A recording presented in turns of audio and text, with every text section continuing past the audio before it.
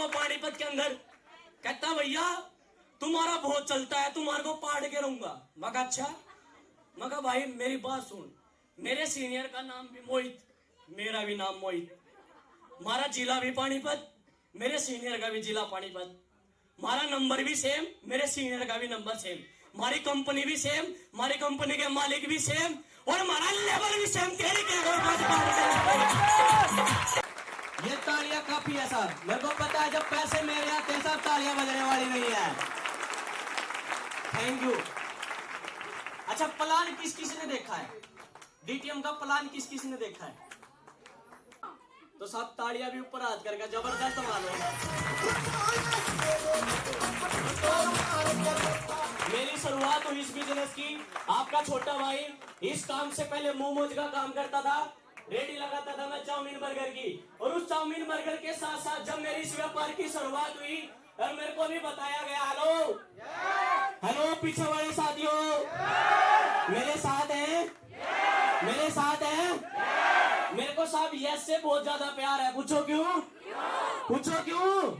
क्यों जब यस आती है ना साहब बिजनेस कम चलता है, और जब नो आती है साहब बिजनेस में मकान टपकता है, चलने को कुछ नहीं है साहब। और इस रेडी से 6000 रुपए का कर्जा का ब्याज जाता है, यस और नो? तो साहब बहुत जगह मांगा यार, दोस्तों से भी मांगा, लेकिन किसी ने साथ नहीं दिया। लेकिन थैंक्स करता हूँ ऊपर वाले का, मेरे दादी ने मेरे को कानों के बाड़े निकाल के दिए, और उन बाड़ों की बदौलत आपका भाई इस कंपनी से मात्र 6 महीने में 2.5 लाख रुपए कमा चुका था।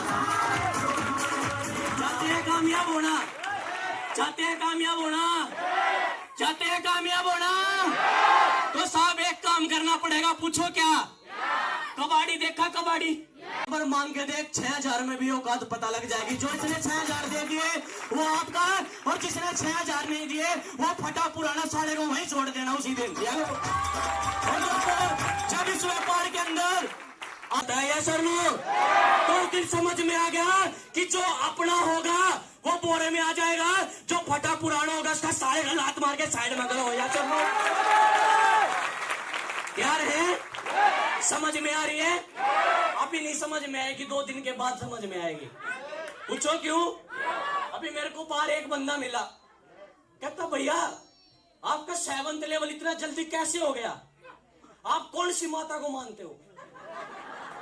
मैं कहा भैया मैं तो भाई माता रानी ने साकू मरियाली ना मानू।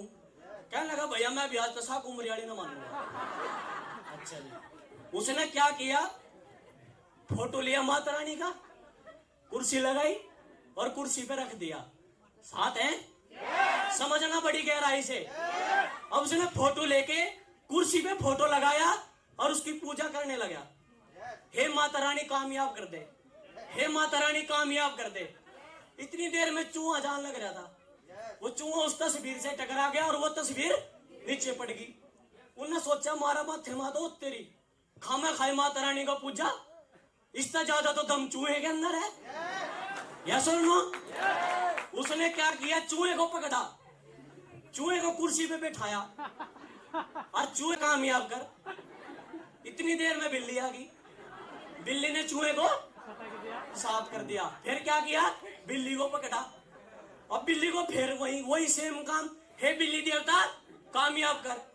थोड़ी देर के बाद कुत्ता आ गया, अब कुत्ते ने बिल्ली को चट कर दिया।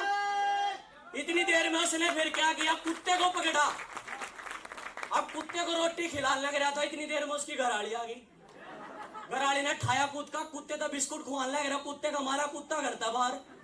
कहने लगा वो तेरी खामे खा दुनिया की पूजा करी, असली देवता तो मेरे घर में ही है।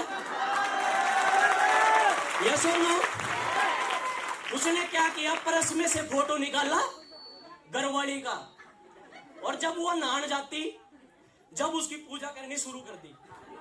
अब घरवाली भी माता बना दी, हे माता रानी कामयाब कर। एक दिन हो गया सब्जी में नमक ज्यादा, दे घरवाली का, दे घरवाली का, दे घरवाली का, अरे हाथ का नहीं देख रहा। ओ तेरी मैं तो खामा खा दुनिया का पूछा, असली ताकत तो मेरे में है। या